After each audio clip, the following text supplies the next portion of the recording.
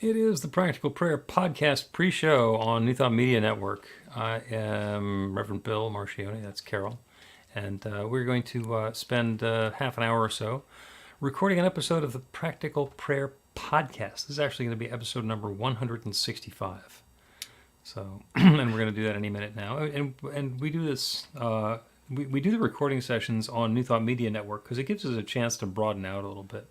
So we can ask for your input or invite your comments or suggestions or a prayer request, or if there's a topic that you'd like us to dive into, you can do that through the comment on social media, and we'll see it if you are watching us live. And if you happen to be paying attention to us on a recording, then you can just go to the website be-the-light.com, like it says right down there, bethelight.com, and there's a section about the Practical Prayer Podcast, and there's a like-minded submit a comment or inquiry or whatever button on there, so you can do that asynchronously or not while we're live and paying attention to you immediately.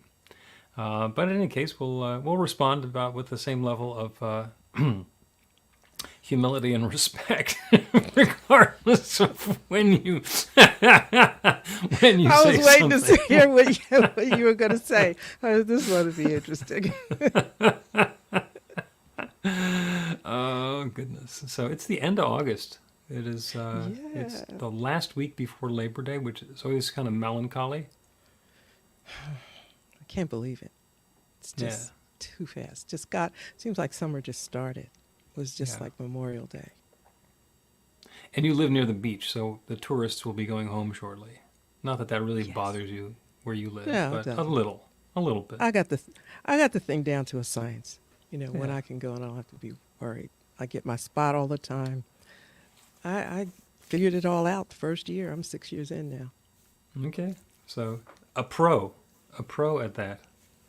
So, and we're going to talk about meditation today, which is the topic that you brought up. It was really interesting. We get together in the studio platform 5 or 2 minutes before we go live. And the part that I'm noticing is that Carol shows up and she has an idea of something that we can talk about. And she has absolute, unquestioned faith that I will be able to carry the conversation for half an hour. And I show up not having thought about it at all, and then it seems to work. So I have absolutely no doubt in my mind, whatever I choose, and I've had 2 or 3 things, and I've never once ever thought, wonder if this one, well, maybe some things are unpopular, and I wouldn't bring a political issue, and that might be on my mind, something like that. But other than that, I don't, like spirit's all in it. So you've been down this thing for a long time, and it's going to work. And one of the things that I have I can learned give from you the all kinds of politicians. spiritual reasons why I think so. Yeah, I don't have to answer the question that was asked. That's one of the things I learned from the politicians. And just like one of the most liberating things when I'm doing a Sunday talk is somebody will give me a talk topic, and then I'll feel like talking about something different. I might mention it, or I might just talk about something different. And the chances of somebody in the audience either noticing or saying something is pretty slim. My favorite example was there was an expo. Michael Beckwith got brought in from California to speak at this expo in the Pennsylvania area. And there was that topic that he was supposed to be speaking on. And it was a big deal, and they're selling tickets, and he's like one of the headliners. And he gets onto the platform on Friday night at this weekend-long thing, and he says, I was supposed to talk about whatever it was, and I'd like to talk about this. And he does an hour on something completely different, and everybody goes, that was great. Because people have already made up their mind about that it's going to be great, so it doesn't matter. And with him in particular, nobody really cares. They think, but when he talks, it's like, okay, whatever he says is going to be great. And that can work for you or not for you. Depends on who it is.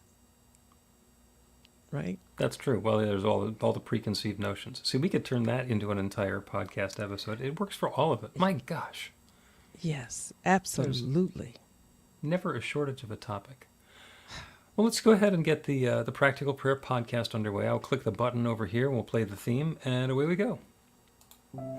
A practical prayer is a prayer that works. These discussions between Reverend Bill Marchiony and Carol Lawrence dive into the details of how it works and how to work it. Reverend Bill is a New Thought minister and the author of Practical Prayer for Real Results. Your new life begins with a new thought. Carol Lawrence is on a spiritual quest, finding the New Thought teaching after decades on the pulpit in 3 different traditional denominations. I've got some questions. Together, they're exploring the philosophy and activities that come together from many of the world's religions to create the practical spirituality that is New Thought.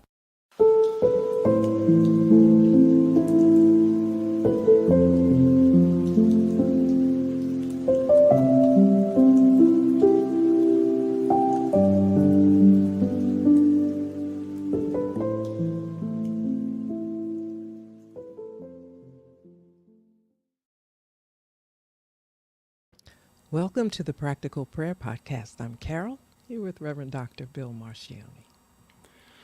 We have a wonderful conversation. You have implied that you would like to talk about meditation.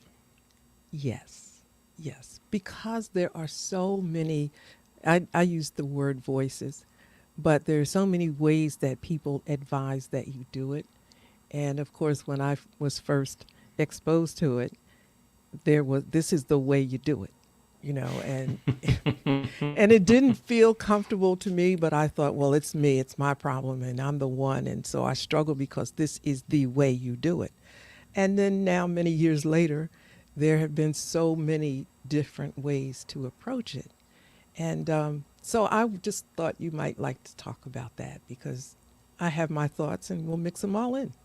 There you go. Well, big picture, and this might cut the conversation really short, is the idea in a meditation, which is different than in a prayer, is to make enough of a quiet space that the still small voice of the infinite can be heard. Now, in a prayer, especially a practical prayer, what we are doing is being very clear about the intentionality that we're creating in consciousness and communicating that with that infinite creative power that creates everything. And one of the things that we can pray for is wisdom, guidance, or insight. Well, in order for the wisdom, guidance, or insight to show up, we really need to shut up so that we can hear it. Okay. If I say, I want a sign, and then I close my eyes, or I'm looking down at my phone and I'm not paying attention to the sign, okay, well, what happened? Okay, a whole squadron of fighters just flew overhead going in that direction. Or there was a billboard that said, go to this place. And if I'm not paying attention, then I'm not going to get the benefits of what it was that I said that I wanted.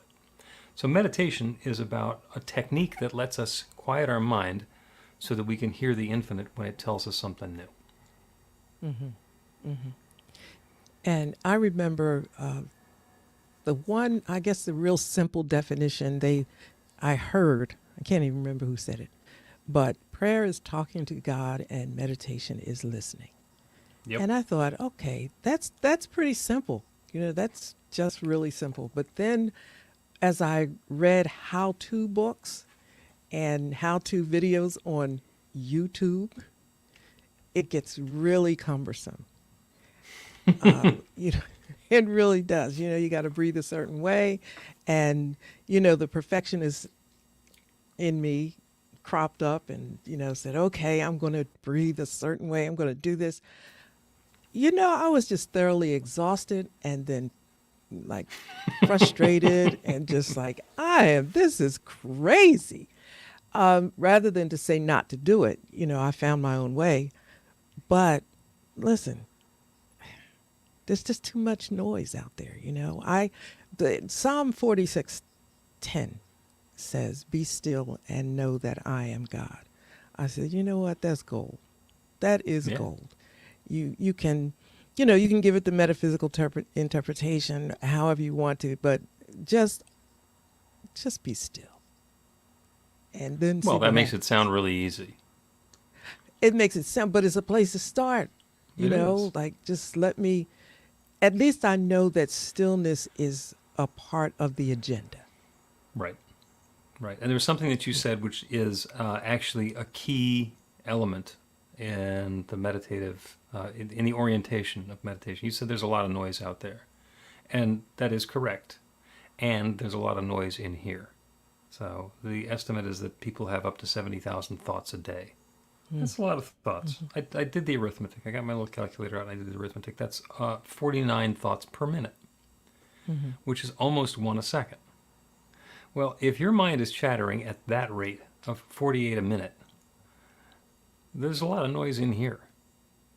And meditation is about getting those, not necessarily to stop, but just to hold off until we're done with the meditation so that we can have a space that's not filled up with our 70,000 daily thoughts. So, lots of ways of doing it. That was going to be my point. I think there are different ways depending on your personality and the way that you just approach different things. For me, I just cannot have the group thing is okay, but I can't because just the group itself is a distraction. There are other human beings around with thoughts that are going nuts. They're not going nuts, but the thoughts to me are going nuts because it's all, and I'm not saying I read all the thoughts, but I do feel them. And so you have to find your space. Absolutely. And I'm not sure if there's a right or wrong. I'm just saying I think it may be a right or wrong in terms of what's right for you. Absolutely. And I mean, the advice, the best guidance ever given was by the goddess Nike, who said, just do it. Just do it. Just do it. And what that means is instead of trying to figure out what's going to be the best meditation technique for me, and then doing all of the mental exercises of trying to figure it out, pick one and try it. And notice what happens. The idea is that we want to be able to turn away from the thoughts. Now, we can't stop our thoughts. Our brains, our minds are created to be thinking. And so the thought that, I'm just to stop thinking for 15 minutes, that's not going to happen. What we will be able to do, in many ways, is to let the thoughts go by, to not get locked into them or to buy into them or to have them be the sum total of our focus, but to allow ourselves a little bit of space where we're not focused on the thoughts. So what works for me, and it turns out that it works for me, is to do 15 minutes pretty much in silence. I use the Insight Timer app on my phone, and it plays 3 gongs to tell me the 15 minutes is starting. And then every 5 minutes it plays another gong, and at the end of 15 minutes it plays 3 more, and that works for me. And what that does is it lets me stay present. And sometimes when the intermediate gongs go off, it reminds me, oh, I'm lost in thoughts, thinking about something different. And it lets me bring myself back. And sometimes when I'm dozing off, it wakes me up and says, you want to pay attention because spirit might be saying something and you don't want to be sleeping through it. There are background sounds that I have tried, and I don't like them because they're distracting for me. And my ear is such that if it's a repetitive track, like a loop, I can hear where the loop is. And I can, even if it's a babbling brook, I can hear this is the same part of the brook playing again that it does every 3 minutes. And that distracts me. So I don't do that. There are people who I'm friends with who are musicians. They can't have background music because they just get lost in this is the chord, and this is the cadence, and this is the tempo, and all the rest of it, and so their minds get taken over because they know too much about music. If sitting in silence for 15 minutes is great for you, great. And if it makes you crazy because you really want to have something going on, then do a guided meditation. Do a yoga nidra. Do some other a breath work practice. Try. I mean, there are thousands and thousands of different ways to meditate. Try a second one, and if that doesn't work, then try a third one. And by golly, you might try 3 dozen of them and then go back to the second one you tried, because it turns out of all of them, that's my favorite. Just do it. Just do it. Just You do it. know, I'm an excellent student. I'm telling you, if there's Yes, nothing you else are. I am in life, I'm a student. And I have just enormous respect for the teacher. So I'm like wired to, if the teacher says it, try it, try it, try it. And I just kind of went, you know, gaga with all of that in terms of meditation, because there's a lot of meditation teachers, you know, and they're telling you all something different. And then but this is something also that helps me. The worship that's familiar is worship that's meaningful. Or you could say it the other way, worship that's meaningful is worship that's familiar. And put any word in there that you want. And I'll ask myself, listen, Lawrence, how you going to do this?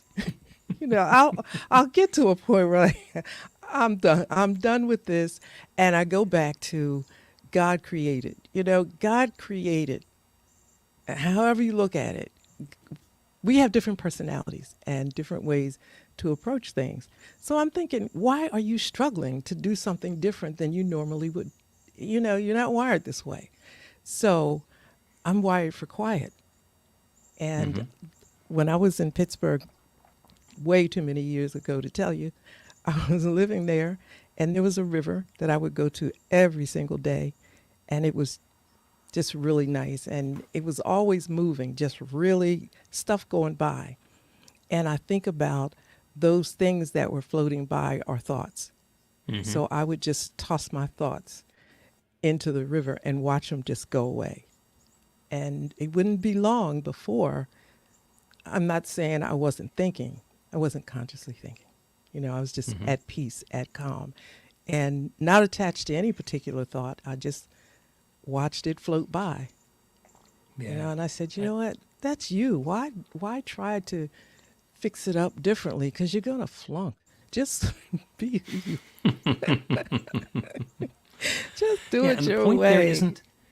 It's not about not having the thought, which you said is really important. It's about not getting attached to the thought. The thought comes by, and if we let it hook our attention, and then we start thinking about that because, oh, well, the thought was, did I turn the oven off?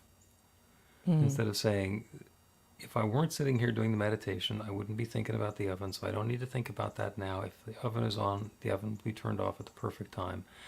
I can just let it go. Instead of going and obsessing about that, or what's on my to-do list, or what did she mean when she said that, or any of those other things that come along and try and hook our attention. We can just let them go by. And it's when our thoughts get hooked that we stop being in a meditative state and start being in an active thinking state, and it drags us off of the intention that we had of meditating. I think like anything else, I just talk to it, right? I said, look, I'll get back to you. But I'll get back to you. I can't deal with you right now. I can't. And let it go, because that's me acknowledging that I am not going to be hooked to this right now. It's Right. there. It may or may not come back, but it's just cool with me to say it consciously, say, not right now. I'll get back to you. And Yep. after a bit, it's okay. But, you know, people think that I'm a little odd anyway, so maybe that's not the recommended way to do it or suggested, but I just remember the river and the thoughts. Yeah. The right way to meditate is the way that works for you. One of the visualizations that we do in our entry-level New Thought class is you visualize your mind as a pond, a pool of water, with ripples blowing across the surface, which could be from a little current, or they could be from a breeze or whatever it is. And the ripples are the thoughts. And as we consciously watch the ripples go by, we can stop paying attention to the ripples and start paying attention to the surface of the water and let the ripples calm down a little bit. And eventually what we get to is, instead of being a bunch of ripples, there's a smooth, clear surface, and we get to be aware of the depth that's there. And if a thought comes along, if a ripple blows across the surface, we can say, oh, look, it's a ripple, and let it go. Because if it needs our attention, it'll come back. Right. I agree with that. It's all about being in a receptive place, I think. And if you're thinking and engaging, you're not really receptive to the something else. or the to whatever else. And I'm always open to whatever else. I don't really have something that I don't go into it saying I want an answer to this or that, Hmm. because that's too disappointing for me. Because if I get it good, if I don't, I'm going to be upset or feel like, okay, is this something? I'm just receptive, So whatever comes, it comes. I thought about the last Great Dane I had as you were talking, and he was just extremely attached to me. I would move my foot and his foot would go into that place my last foot was. So meditation was very interesting. So I tried to push him away, and I thought, why even bother? Just put your arm around him, and he's quiet, and that's it. And maybe he was meditating. Who knows? But whatever works, just whatever works. Yep. I tried putting him out one time, and I couldn't feel comfortable because I knew that he was stressed. So, so I just make it okay. So you don't have to worry about this, and this. Yep. Light, no light, candle, no candle. Watch out for the, the smoke alarm. That'll... Well, that's learning. That is that's how we learn from experience. And there are lots of different ways to meditate, and try it. Try a way and then try a different way, and then you've got two that you can choose from, and do the one that you like better and try something else. Back to what we used to do in the marketing business as an A/B test. All right, this is currently my favorite sort of meditation. Let me try a different one and see if it becomes my favorite instead. Nope, I'm going to go back to the original one. Let's take a break and continue talking about techniques for meditating and what it looks like to be bad at it.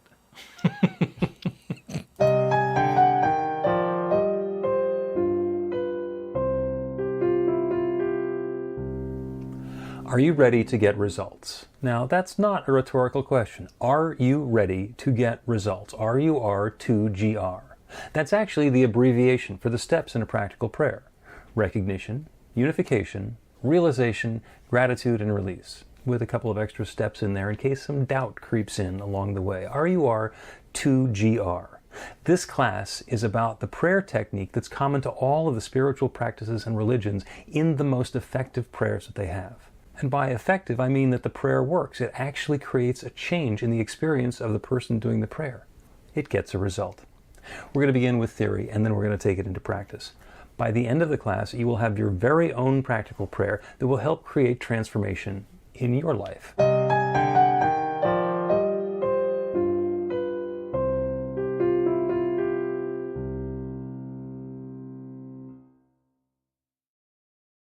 Welcome back to the Practical Prayer Podcast. I'm Carol, here with Reverend Dr. Bill Marchiony. We're talking about Bad meditation.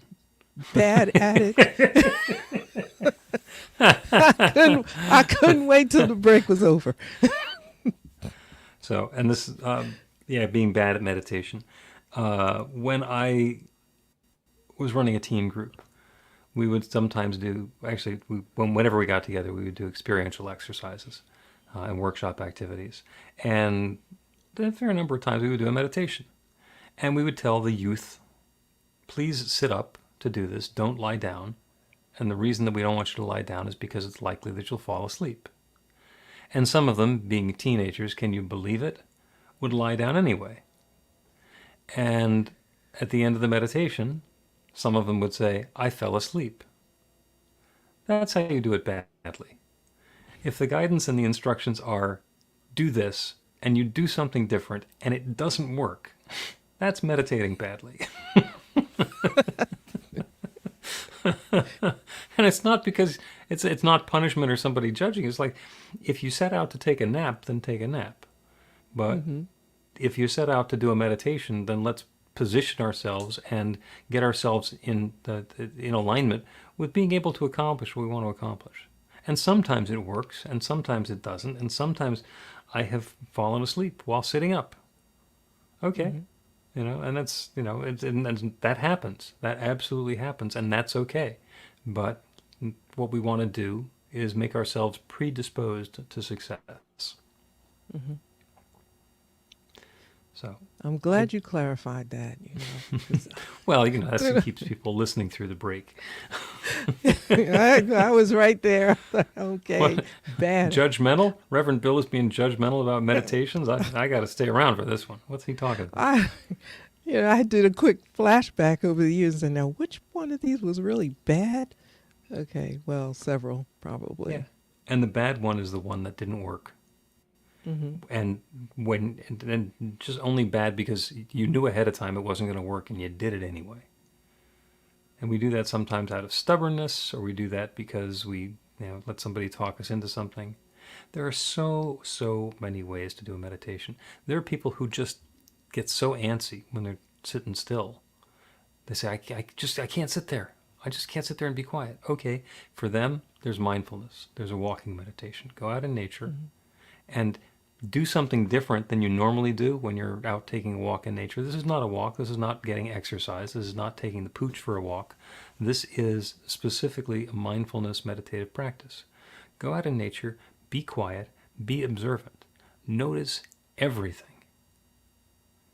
Expand your awareness to everything. See how the leaves are fitting together on the trees. See how the trees are fitting together in the neighborhood or along the path. See the color of the dirt as it changes from over here to over there. Be aware, be mindful, and be not thinking about it, but just participating in it. Okay, so you want to talk about hard. That would seem to be That would difficult. make you crazy, right? Because you're looking, you're comprehending, you're looking at this. You said notice, and I understand mindfulness, but can that be possibly distracting? To notice the trees, to notice this, and is it? That's a mindfulness exercise. I get it. Mm-hmm. Is it also meditation? It can be. And the only person who can say whether that was a meditative process or not is the person who went through the experience and came out on the other side and said, wow, I feel even more connected to spirit, even more aware of my place in this divine creative process. So that's what we're looking for. I spent a fair number of years as a rock climber, both indoors in rock gyms and also outside on cliffs. And I found rock climbing to be particularly meditative. Now, hanging around the gym, chit-chatting with the other people who were climbing was not meditative at all. But there were times when I get myself on the wall, and it is me, and the holds on the wall, and gravity, and it is about being completely focused on what it is that I'm doing next to engage in this moment, and everything else would fall away. It became a single pointed focus, and I really felt like I was in the zone, meditatively. Not every climb felt that way. Not every day had a climb in it that felt that way, but there were times when that was a meditative practice for me. I can see that 100%, because you're focused and detached from everything. And then also what you were doing was something you knew how to do. It didn't frighten you or, stress you out. Well, So it did, but that's that's something else that kept me from thinking about work. Or that I need to change the oil in my car. It's like, no, I'm 40 feet off the ground and there's just like granite underneath me. Mm-hmm. I'm present right here. I love walking, and we used to walk at odd hours in the morning, and just not be aware of whatever's around me. Just walk. And one time I kind of focused and looked around. I thought, I don't think I need to be here. This is not a good place for me. And I wondered, how the heck did you get here anyway?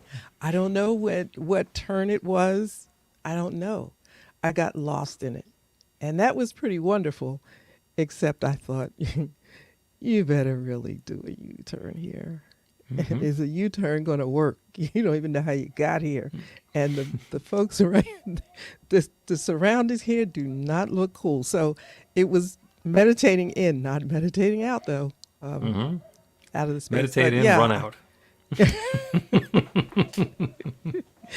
So I'm not the most careful and cautious person when I'm out. So I've had to learn how to do that. But I think I could relate to focusing or just being present with what's around me. I can't pay attention to it though, because then I'll just zoom into whatever's happening. That I never did that again. I figured I better try something else. It's not safe for me, but yeah, I was with you while you were talking about rock climbing. You know, I've never done it and won't and will not, but I could see that. I could almost feel it. Yeah. And I could see how that would be, a really wonderful meditative experience. Yeah. I had another one that was similar to that. I actually, because I was living in Florida and I took up scuba diving. And this was before I found my spirituality. I was walking through my spiritual desert and then got scuba tanks. And I learned to dive. And I spent a lot of time doing it because it was very convenient. And it was, that was the good sport to have in Florida. And by the time I started developing my spiritual practice, I was good enough at diving that I didn't have to think about it. So scuba diving is a lot about looking, where's the bottom? How's my buoyancy? Am I bouncing off the bottom and destroying the coral? Am I floating up to the surface? How's my air supply going? Where'd my buddy go? What's that thing that's just brushed against my leg? By the time I got to the spiritual practice, I was comfortable enough scuba diving that I got to just let go of everything other than being in that moment and being aware of what's going on. And it's such an alien environment that it wasn't like seeing the trees and the leaves and the grass. It was about seeing the coral and the seaweed and the fish and being completely present to a different ecosystem that I got to participate in. Again, a hugely spiritual meditative practice for me. And if you say, I want to start meditating, let me get some scuba tanks, that's a long, heavy lift. But what I hear you saying is that it's about being comfortable with whatever the environment may be. If it's walking, rock climbing, or whatever, it's being in a comfortable space. When I first was introduced to it, you had to sit up straight, and there was all kind of alignment that had to be in place. Took about 10 minutes to get all that worked out. And then the breath, and I'm not slamming that, no shade on breathing or breath work or anything, but the concentration on the rightness of it was exhausting. And when you say just be comfortable, you didn't say that, but the implication is that you are comfortable with what you're doing. Yep. And where you are. That to me is like the beginning. Oh, yeah. And that's why it's important to try a whole bunch of techniques to see what's comfortable. What we want to be able to do is turn away from the immediacy of our lives, the way that our brains tell us that we're going, the way the chatter, those 70,000 thoughts a day, are telling us what needs to happen next and what ought to be the case and what did that mean and all the rest of it. We want to be in a place where we are comfortable enough to let go of all of that and just be present. And for some people, that's sitting upright on a purple pillow in lotus position with all of these chakras in our spines aligned and our crown chakra pointing straight up from the center of the earth. And for other people, that's really uncomfortable. I'm much more comfortable in an easy chair slouching, with one foot on the floor and the other foot crossed over my other knee. If that's what lets you turn away from the immediacy of the physical and the experience that we're having so that we can open up to a bigger picture, do it. Yeah. And don't try and figure it out before you do it. Try it, and if it doesn't work, say, oh, cross that one off. There's only about 100,000 more techniques I can try. I always like that term you use, turn away from, because it's very deliberate, and it's something that you have to do. I don't think that maybe you can ease into it at some point, but there's so much going on in the world and so much going on in our lives. I mean, just stuff. And to turn away from it is an intentional act. And I like that idea. I can't breathe my way into it. I mean, it's cool. I'm telling you, it's fine. I really don't want anybody to think that I'm, throwing shade on breath work, because I do that also. But I think when I met you and you first used that term, turn away from, I said, you know what? I know how to do that. I'm done with this. I am not, you're over there, and this is what's happening in my world right now. And like I said, the only time that didn't work was when my Great Dane was with me, but I even worked with that. You get comfortable. Well, and you threaded the needle there because you did what was necessary to do so that you could cohabit with your Great Dane and do a meditation. Because he wasn't going to sit outside calmly and peacefully and wait for you to get done. No, there's going to be something else. There's going to be something else going on there. Let's take another break, and we'll do a prayer and meditation. Basically a prayer about being able to meditate. How about that? Okay. Yeah. Get inspiration in an instant. God calls are the gentle and uplifting moment of truth to help you remember that the bright light of God's love is shining right now as you. It's your God Call with Reverend Bill. Start your 2-week free trial today, and you'll get a phone call 4 times a week from Reverend Bill with an uplifting half-minute message filled with insight, wisdom, story, and fun. Let your light shine. You can answer the call to listen to it live or let it go to voicemail so you can hear it later. After the free trial, your subscription is just $5.95 a month. The details are at godcall.org. God calls are disruptive, intentionally. Whenever you write something, put on a gold star. They take you away from your routine to remind you about the truth of who you really are. They come at random times between 8:15 a.m. and 6 p.m., so you won't be expecting them. And somehow, the message is exactly what you need to hear at the time. Magic is loose in the world. It's a moment of motivation in the middle of your day. Find out more and start your 2-week free trial now at godcall.org. Welcome back to the Practical Prayer Podcast. I'm Carol, here with Reverend Dr. Bill Marchiony. We have been having a wonderful conversation about meditation and about the 10,000 or 100,000 or limitless number of ways that we can meditate. I was thinking as we were talking, I've had this meditative practice for years and years and years of 15 minutes in the silence. And in the class that a book that we were studying earlier in the year, got the input of count breaths. It's like, why? And the idea was count to 25 and then start over. And what will happen is if you lose count, that's because the thought distracted you. Start over again at 1. And if you find yourself at number 48, you stop paying attention and went on autopilot. Start over again at 1. And it was a really simple technique, and I said, I'm going to give that a try. And it took me much deeper into the meditative practice that I was already doing. And then it turns out that because I do 5-minute intervals, and I've spent as much time as I did scuba diving, and I'm aware of my breathing, is that I can breathe 5 breaths a minute and see if breath number 25 comes out at the 5-minute mark when the chime goes off. And then it was time to stop doing that practice because it got me thinking. I was going to say, you were just having a good time. There's too many of us in this one little head over here.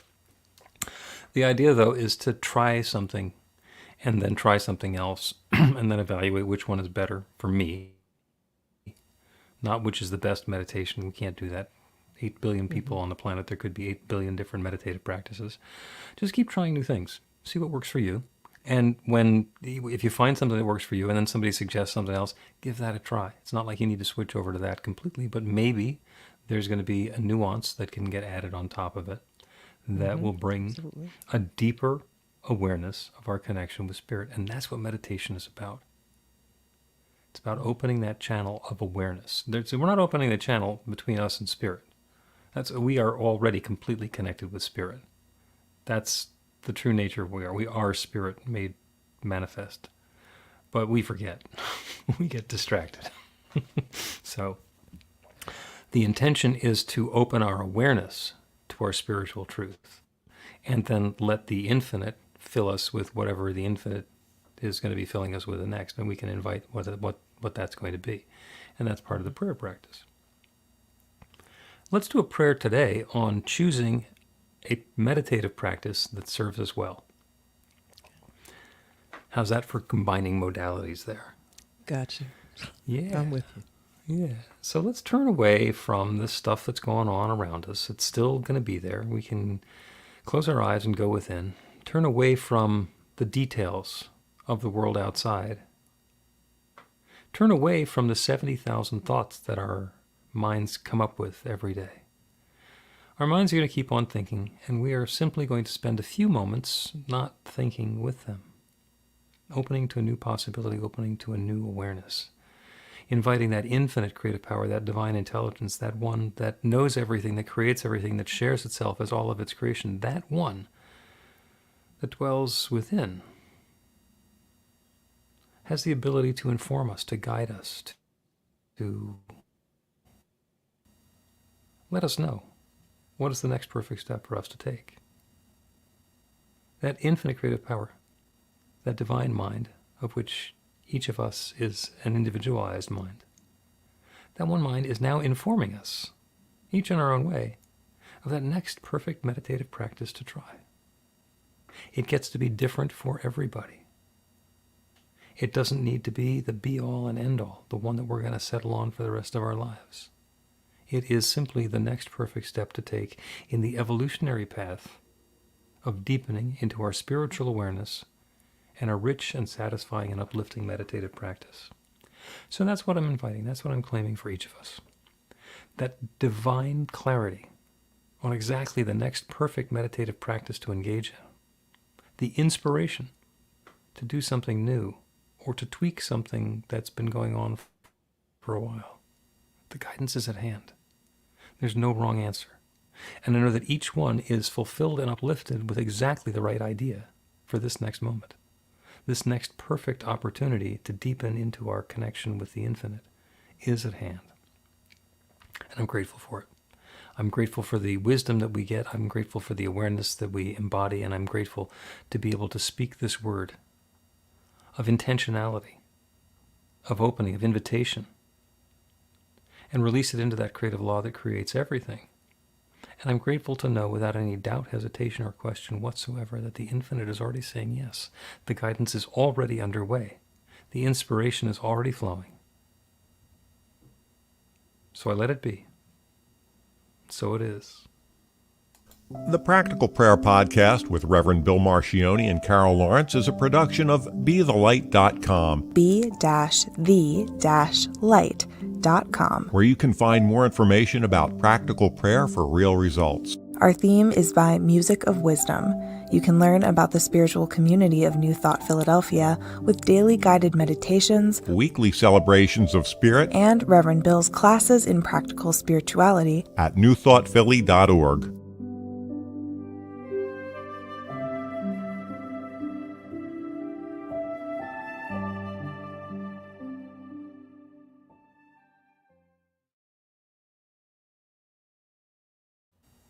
That's the Practical Prayer Podcast, episode number 165. Wow. And Yeah. counting. And counting, yep. Yep, because we're both unstoppable. I love it. Yeah. So again, to the folks who are joining us on New Thought Media Network, you are welcome to put a note into the comments and or a question or a prayer request or something along those lines, and we get to respond to it. Or you can go to the website, especially if you're watching the recording and it's too late to put something into the comments. Go to BeTheLight.com, be-the-light.com, and find the Practical Prayer Podcast section and put in the same sort of comment, question, request, etc. there, and we get to respond to it in an upcoming episode. And we will, right? We will. We will. We get to figure out if we're going to be live next Monday because it's Labor Day, a holiday which we may or may not care about. May or may not. Okay. I don't know. If somebody tells me that they're fixing me some fish, I care. you care and you're out of here. I care. Sorry, Reverend Bill. Sorry, podcast audience, but I'm going to go have some barbecued fish. Yeah. There you go. Somebody used to do that for me, so we'll see. Oh, to make the fish for you? Mm-hmm. All right. Yeah. All right.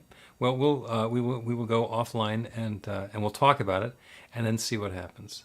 Carol, thank Okay. you as always. Everybody joining us on New Thought Media Network, thank you, and have a spectacular last official week of summer. See you soon. Please help us say thank you to our organizational sponsors, including the Hefferland Foundation, Affiliated New Thought Network, International New Thought Alliance, Science of Mind Archives and Library Foundation, Center for Spiritual Living Denver, Center for Spiritual Living Midtown, New Thought Philadelphia, Planned Happiness Institute, Summit Center for Spiritual Living, One Heart Retreats, Center for Spiritual Living on the Lake, Unity Kitchener, Unity Spiritual Center, Ottawa, Om Center for Spiritual Living, Satya Center, Begin Within Ministries, Center for Spiritual Living North Jersey, Unity of Savannah, and the Center for Spiritual Living Seattle, as well as all of our individual donors. Thank you for being part of the New Thought Media Network. Please like, share, and subscribe. New Thought Media Network, positively inspiring.